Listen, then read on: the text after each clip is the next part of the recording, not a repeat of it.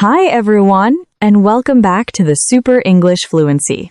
And I'm Laura, and oh my gosh, we are so excited about today's episode. We really are, genuinely. This one is personal. It is, because today we're talking about you.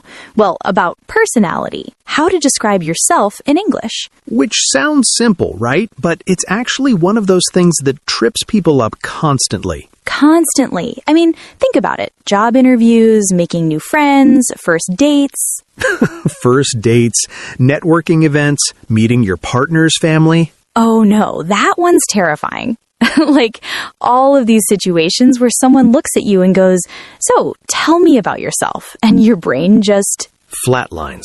Yes, exactly. So by the end of this episode, that is never happening to you again. We've got personality, vocabulary, sentence patterns, common mistakes, some really fun idioms. And a little practice section where we actually quiz you. Oh yeah, we're not letting you off easy today. We love you too much for that. Okay, but before we jump in, if you're new here, we are so happy you found us. Seriously, pull up a chair, grab a coffee. You're going to enjoy this. And if you've been here before, you know what to do. Hit subscribe, tap that like button. It genuinely helps us reach more learners, and it means the world to us. Okay, enough from us. Let's get into it. Let's go. Okay, Laura, I have to ask you something first, because I think it'll really set the scene for our listeners. Uh-oh. What? Because it's relatable. Okay, fine. Yes, I have. It was my very first real job interview. I had prepared everything. My outfit, my portfolio, my commute time. Classic Laura. So organized. Obviously. But then they asked the one question I hadn't prepared for. Laura, how would you describe yourself as a person? And? I froze, completely. And then I looked this woman dead in the eye and said, "I'm nice." No. I'm nice. That's it. That's what I said. Oh my gosh. I know. I could see her writing something down, and I was just praying it wasn't "do not hire this person." That's amazing. And honestly, so relatable. Because we know so many words in our first language, right? But the moment someone asks in English, blank. Total blank. So that's exactly why we made this episode, because you deserve better than "I'm nice." You deserve so much better. All right, let's build your vocabulary, starting with the good stuff. Okay, so we're starting with positive traits, the ones you'd actually want to say about yourself. And there are a lot of good ones. Where do you want to start? Let's start with friendly, because I think it's the most basic, but people underuse it. Right? And it's powerful because friendly isn't just "I smile." It means you're warm, you're approachable, people actually feel comfortable around you. Yes, I have this coworker, Sarah, and the second you walk into a room she's in, you just feel relaxed. She asks about your weekend, she remembers the stuff you told her last time. Oh, that's next level friendly. That's like premium friendly. Premium friendly. I love that. So friendly, genuinely making others feel welcome and at ease. Okay, next up, honest. And I feel like this one's underrated. So underrated. Being honest doesn't just mean you don't lie. It means you're real with people. You tell them what they need to hear, even when it's uncomfortable. Yeah, I actually value honesty more than almost any other trait. If someone isn't truthful with me even once, something shifts. It's really hard to get back. I feel exactly the same way, especially at work. I'd rather someone come to me and say, "Hey, there's a problem with this project," than find out later they knew and said nothing. Preach. Okay, hardworking. This one is a must for any professional setting. Oh, absolutely. Hardworking means you bring the effort. You don't bail when things get difficult. You see things through. My younger brother is studying to become a doctor right now, and I literally do not know how he does it. He'll text me at midnight just got home from the library, and he's been doing this for 3 years. Wow. Okay. He is hardworking. That is the definition. That is hardworking in human form.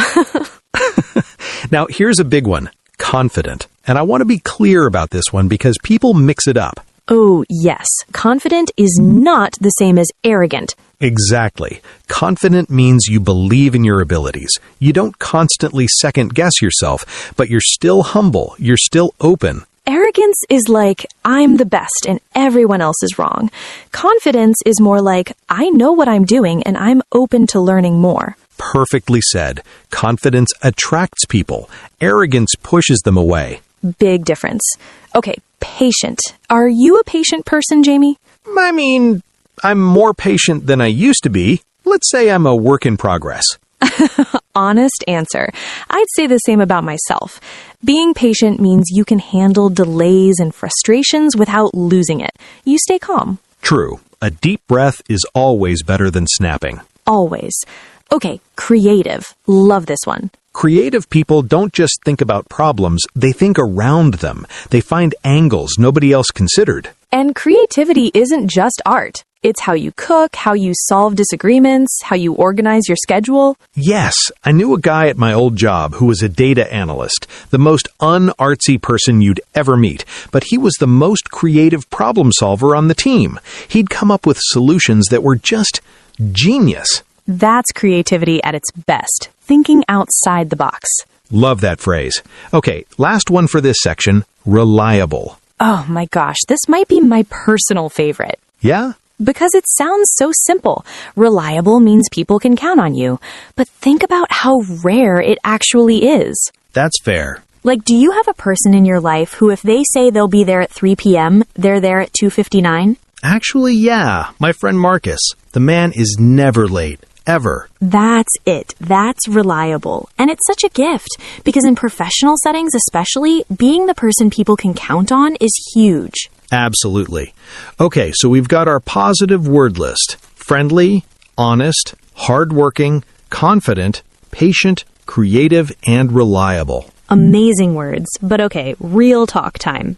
Real talk. Like, nobody is all of those things all the time. And honestly, only showing the shiny side of your personality isn't that interesting.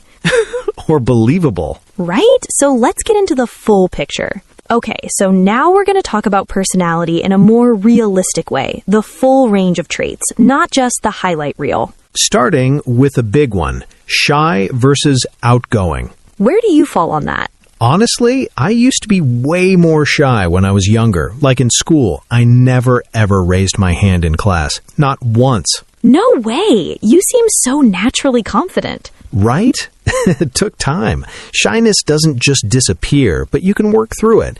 And you know what? Shy people are genuinely amazing listeners. There's something really valuable about that. That's such a good point. I'd put myself somewhere in the middle, actually. I'm not shy, but I'm also not what you'd call outgoing in every setting. What does outgoing mean for everyone listening? So outgoing means you love meeting new people, you're super social, you get energy from being around others. Like, you know those people at parties who somehow know everyone in the room within 20 minutes? Oh yeah, I have a friend like that. He'll walk into a stranger's birthday party and leave knowing the host's whole life story. That is a gift. I genuinely admire it, but I could never. Same. Okay, talkative versus quiet. This one is about you, Jamie.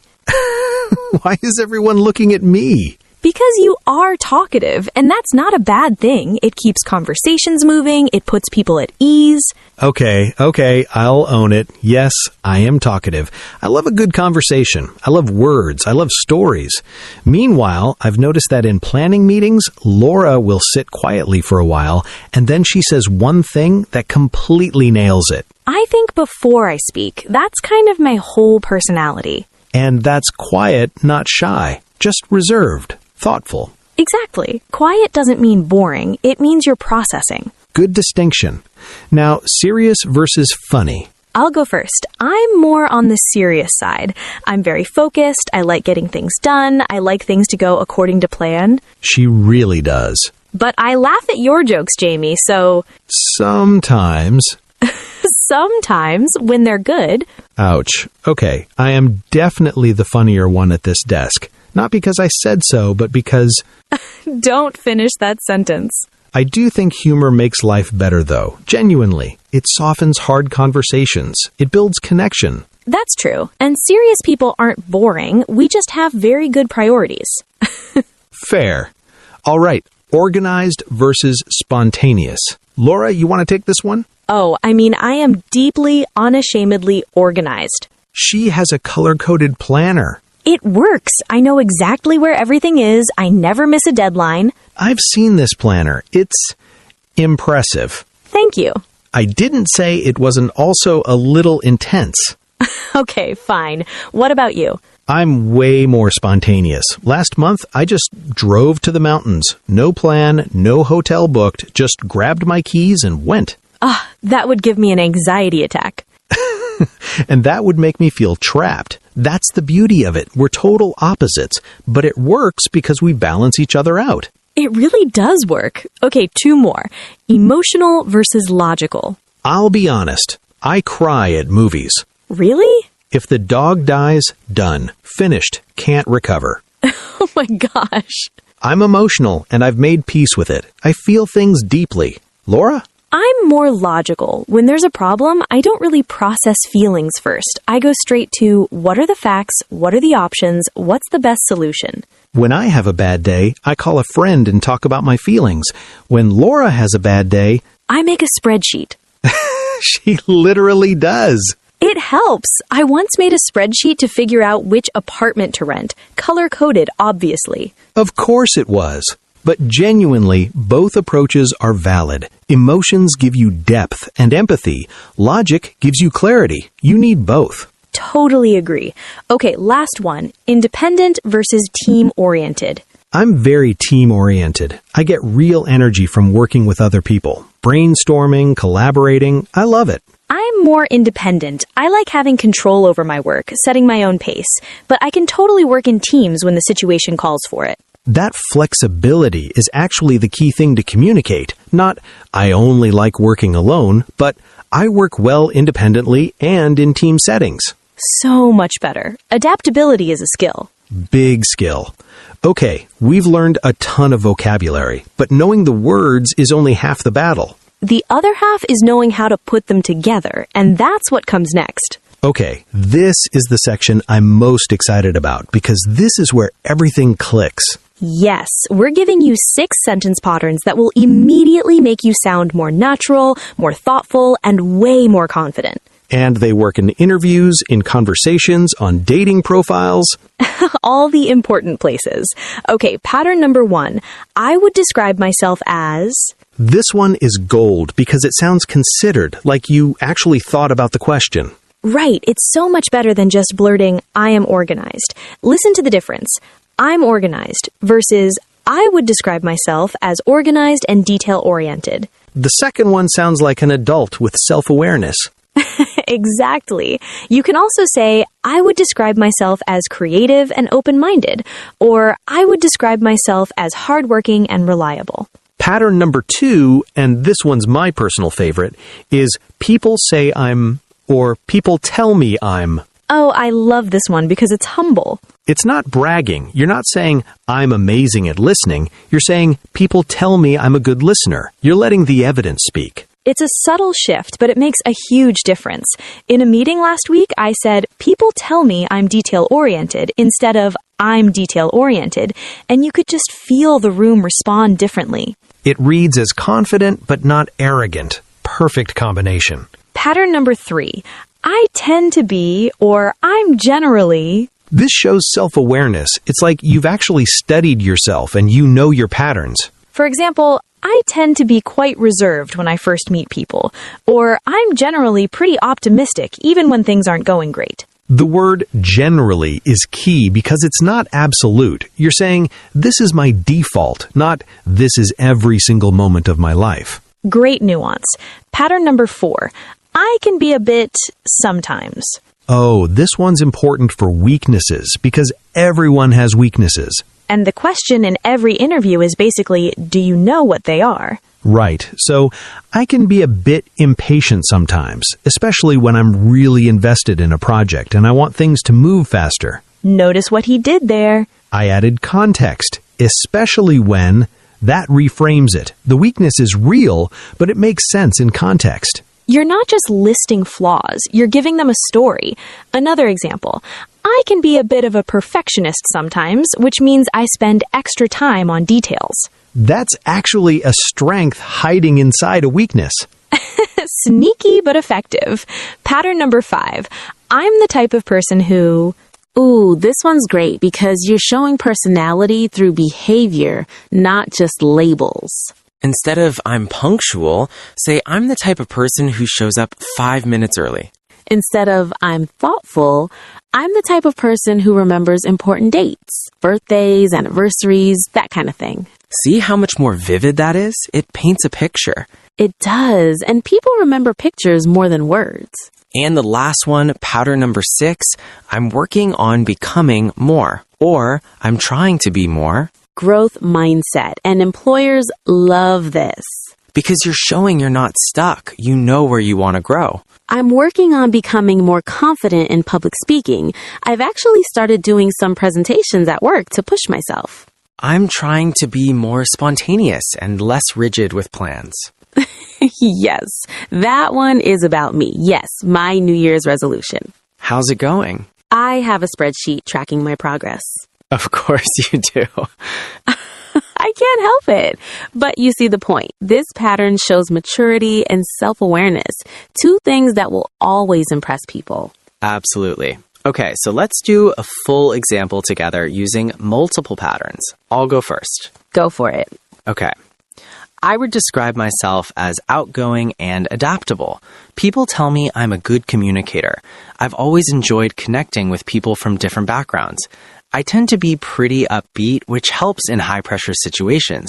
I can be a bit scattered sometimes when I'm juggling too many things at once, but I'm working on getting better at prioritizing. That was fantastic. Did you count?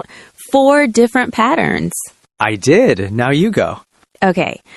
I would describe myself as dependable and focused. People tell me I'm detail-oriented and that they can always count on me to follow through. I'm the type of person who triple checks my work before submitting it. I can be a bit too serious sometimes, but I'm working on finding more balance and making space for fun. Yes, and that last line made you human. That's the goal. Exactly. Everyone listening, try those patterns out loud right now. Like, actually say them. Don't just read. Seriously, pause us. Go somewhere private if you need to. Speak them out loud. That's how they stick. Okay, here's something I think is really fascinating and super important to understand. Hit me. Your personality isn't the same in every situation, and that's completely normal. Healthy, even. Oh, absolutely. I am a very different person at work versus like a Sunday morning with my friends. Same. At work, I'm very switched on. Professional, precise, on time for everything. Like a human calendar. Thank you. But at home with my family, I'm in pajamas, laughing at ridiculous things, not thinking about deadlines at all. So, a useful way to express this is at work, I'm very focused and structured, but with friends, I'm much more relaxed and easygoing. Or, in professional settings, I tend to be more formal and precise, but in casual situations, I'm pretty laid back. These phrases show that you have range, that you can read the room. And reading the room is a skill. It's emotional intelligence. Now, another important situation, when you're meeting someone for the first time versus when you know them well. Oh, this is a big one for me. When I first meet people, I'm honestly pretty quiet. I observe, I listen, I hold back. Which surprises people who know you because once you're comfortable... I don't shut up. I wouldn't say that, but you open up a lot. So the phrasing for this is, I'm initially a bit reserved with new people, but I warm up quickly once I feel comfortable. That's such a natural, real thing to say. It explains the shyness without making it sound like a flaw. Now, one more really important context. Stress. How does your personality shift under pressure? Ooh, not always pretty. Be real. Okay, when I'm under a lot of stress, I go quiet. I kind of withdraw. I need time alone to process, and if I don't get it, I get snappy. That's actually really self-aware. And the useful way to say it, under pressure, I tend to go quiet and need some time to reset before I can tackle the problem. What about you? I become hyper-focused, like tunnel vision, which sounds good, but it means I sometimes forget to check in with people around me. And the interview context? This is so important.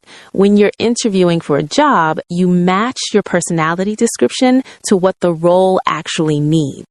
Right. If it's a sales role, you lead with outgoing, communicative, energetic. If it's a research or writing role, you lead with focused, independent, detail-oriented. Read the job description. It literally tells you what they want. And then show them you're that person. Authentically, don't fake it, but strategically choose which real parts of yourself to highlight. Smart.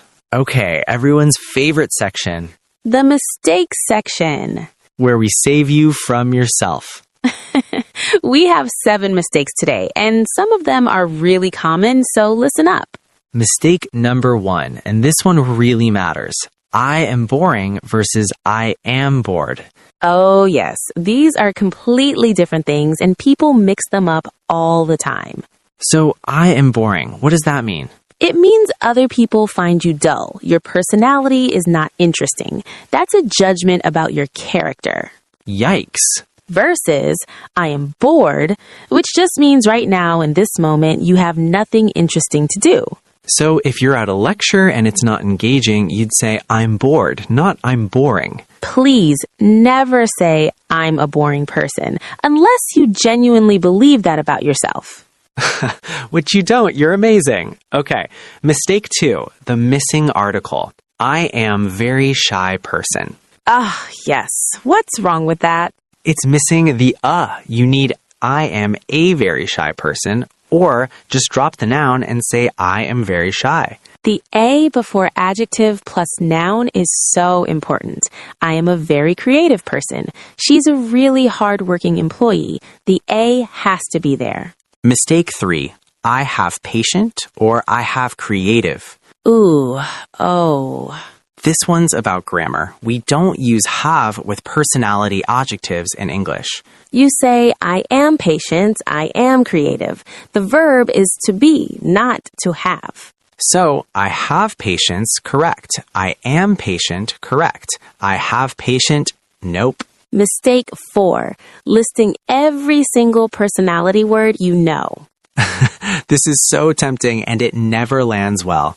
It's like reading a resume out loud. I am friendly, honest, hardworking, creative, patient, organized, confident, reliable, outgoing, and fun. That's 10 words and I trust none of them. Exactly. Pick your top 2 or 3. Go deep, not wide. I'm creative and reliable with a good example is so much more powerful than a list. Mistake 5, no examples. This is huge. If you just say I'm reliable, that's an empty claim. Anyone can say that. But I'm reliable. For instance, in 3 years at my last job, I never missed a single deadline. Now I believe you. The example is the proof. Always give an example. Mistake 6, mixing up opposites without explanation, like saying, I'm shy, but I'm also outgoing back to back with no context. Those are contradictions unless you explain the situation. I'm shy in new environments, but once I get to know people, I become quite outgoing. That makes total sense.